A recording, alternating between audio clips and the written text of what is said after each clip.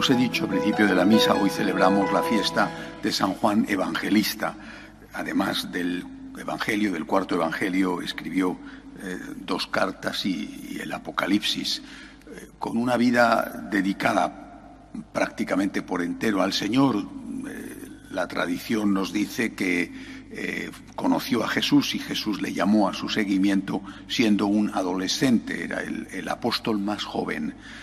Y quizá por eso el apóstol más querido y seguramente la pureza, la virginidad de Juan, que mantuvo toda su vida, le hizo especialmente querido para Jesús. El mismo Juan dice que él era el discípulo predilecto, el que apoya la cabeza en su costado, la última cena, el que consigue el nombre del cual iba a ser el traidor a instancias de San Pedro. Aparte de los escritos de Juan, quizá lo más conocido de él es la relación con la Santísima Virgen. Él mismo nos cuenta cómo en la cruz Jesús le encomienda el cuidado de su madre. Esto solo lo podía hacer Jesús porque era hijo único, ni siquiera tenía hermanastros, dado que hubiera sido impensable en la cultura judía que la Virgen quedara a cargo de un extraño, de uno que no era familiar suyo, y no quedara a cargo de uno de sus hijos o sobre todo de una de sus hijas. Esto era algo absolutamente inconcebible en aquella época. Pero estaba sola. Su esposo José había muerto, sus padres también, su hijo único estaba muriendo. Jesús tenía que cuidar de su madre y la encomienda al discípulo predilecto, a San Juan. Fue el regalo que Jesús le dio a Juan, cuidar de la Virgen, y que Jesús le dio a la Virgen para que cuidara de Juan, se dejara cuidar de Juan y cuidara en nombre de Juan a todos nosotros. Este cuidado de la Virgen es algo que muchos, por lo menos, hemos sentido siempre como una vocación particular, ¿no? Dentro del seguimiento de Jesús, ese cuidar de María.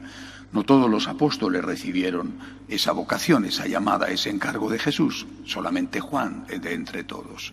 Pero hoy sigue habiendo un núcleo de católicos que tienen, al menos desde luego en España, pero no solo en España, que sienten y que tienen esa vocación de cuidar de la Santísima Virgen, de honrar a María y de cuidar de María.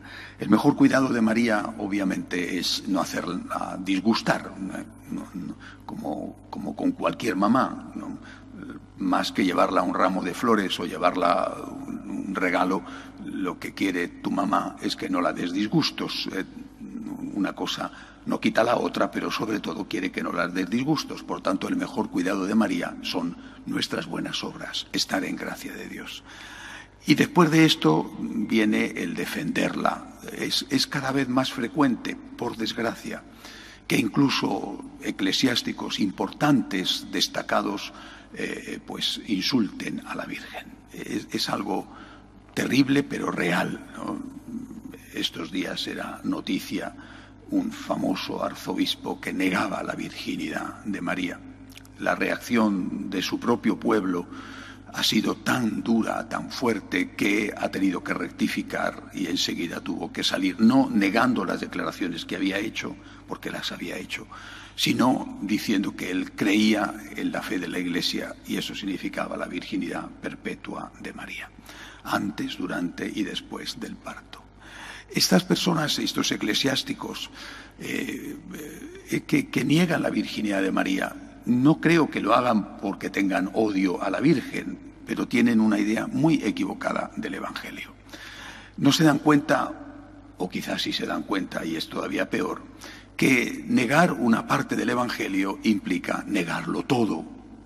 ¿Por qué voy a negar que lo que cuenta San Lucas, por ejemplo, o lo que cuenta San Mateo, que son los dos que hablan, más Lucas que Mateo, pero son los dos que hablan del Evangelio de la infancia? ¿Por qué voy a negar que la Virgen María se quedara embarazada por obra del Espíritu Santo? Porque eso dicen ellos que no puede ser, porque no tienen fe. Y en cambio voy a tener que aceptar otras páginas del Evangelio. Por ejemplo, cuando Jesús dice, amad a vuestros enemigos, o cuando Jesús dice, lo que hayas hecho al más pequeño, a mí me lo has hecho, o cuando Jesús dice, tú eres Pedro y sobre esta piedra edificaré mi iglesia, o cuando Jesús dice, tomad y comed, esto es mi cuerpo. Es decir, el Evangelio es un edificio del cual, si se quita una columna, se cae todo el edificio. Si hay una parte del Evangelio que es falsa, que es inventada, que ha sido añadida después, o lo que ellos quieren decir, ¿qué garantía tenemos de que no sea así todo el Evangelio? De que no haya ocurrido lo mismo con el resto del Evangelio. Que esto lo digan los ateos, e incluso que lo digan los protestantes. Está mal, se equivocan, pero tiene una cierta lógica. Pero que lo digan los católicos, que lo digan obispos, arzobispos, que lo digan eclesiásticos, teólogos, es algo tan dañino, tan absurdo, que, repito, hace que se ponga en duda el conjunto del Evangelio. Si miente San Lucas, si inventa San Lucas, o si miente San Mateo, inventa San Mateo, ¿por qué no va a ser mentira todo lo demás? ¿Por qué no va a ser invención todo lo demás? Aquí o se cree en todo o simplemente no se cree en nada. Si no había grabadora para aquello, no había grabadora para nada.